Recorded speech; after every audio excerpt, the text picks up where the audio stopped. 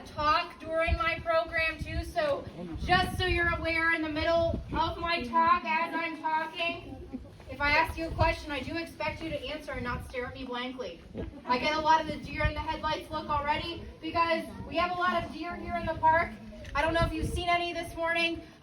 When I got here super early this morning, I like to take sunrise pictures here at the memorial. I counted 42 deer in the Memorial Grove. So we have a lot of wildlife here, and I only mention that today because today is Wildlife Awareness Day, part of the U.S. Fish and Wildlife Service and the refuges. So I want to put in my keynote there for them.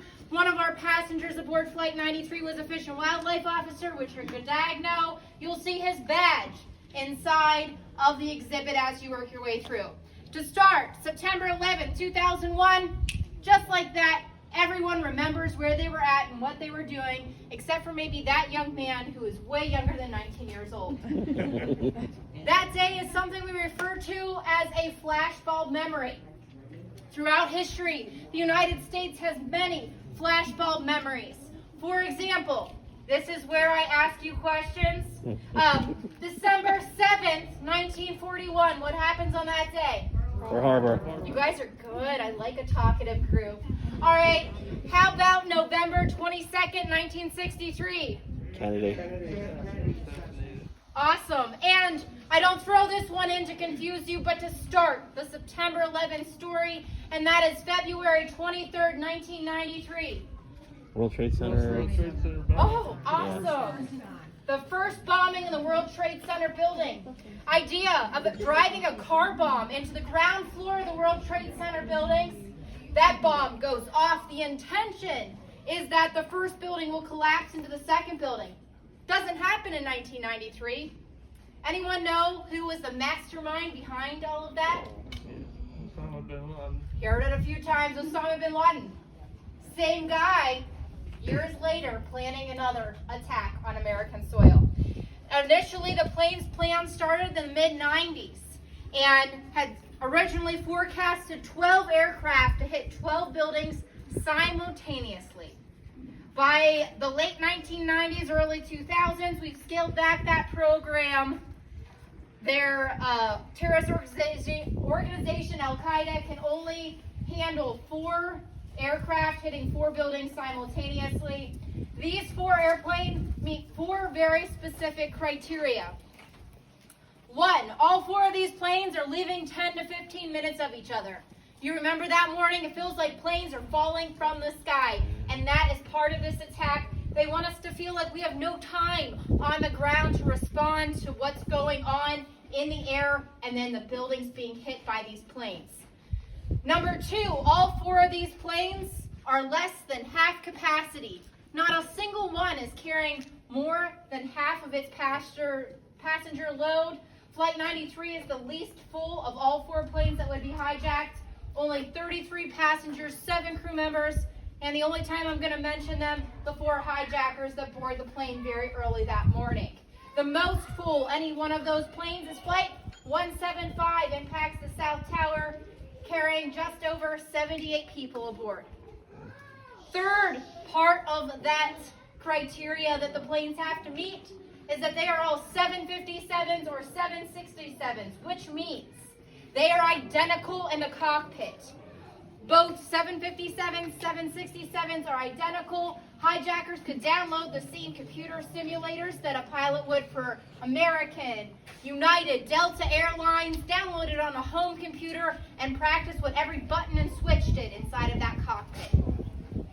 Fourth part of that criteria, all 4 of these planes are transcontinental flights from the East Coast to the West Coast, which means they are completely full of jet fuel. Being 757s, 767s, they are capable of holding 11 to 12,000 gallons of jet fuel. That's a lot of jet fuel, and that's part of that attack. The planes are going to be used as missiles, flown into buildings, the jet fuel being that key factor igniting and causing the explosions that you'll see. Folks, if you're looking to get into the visitor center, we do have a line queued up. So if you're just joining us and wanting to get in, you'll come this way. No, you're fine. Don't apologize to me. Apologize to them. We're just trying to get out of the way. not mediate fights that break out. All right. So that morning, September 11, 2001, starts off as a normal day. Anyone remember what day of the week it was? Tuesday. Oh, I love you guys. You're so great. Tuesday morning, people are going to work, people are going to school. Sidebar, Washington, D.C. First day, September 11, 2001, that both the House and the Senate are meeting on Capitol Hill from summer recess. First day, that building is totally full.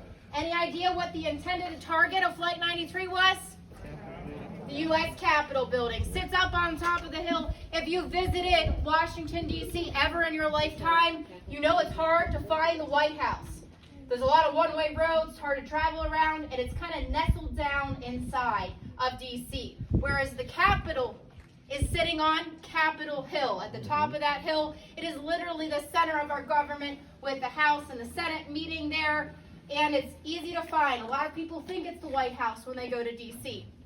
So, that morning, September 11, 2001, Tuesday morning, day people are going to work, people are going to school, people are boarding airplanes. That morning, Flight 93 set to take off very early from Newark, New Jersey. It's the only plane that's hijacked taking off from Newark, New Jersey. 2, Flight 11, Flight 175 are out of Boston. They're heading to Los Angeles. And then Flight 77 is set to take off from Dulles, just outside of D.C., and it's also heading to Los Angeles. Flight 93 is boarding, 7:30 in the morning, set to take off a little after 8 o'clock that morning. All of them taking off about 10 to 15 minutes of each other. Flight 93 will start boarding at 7:30.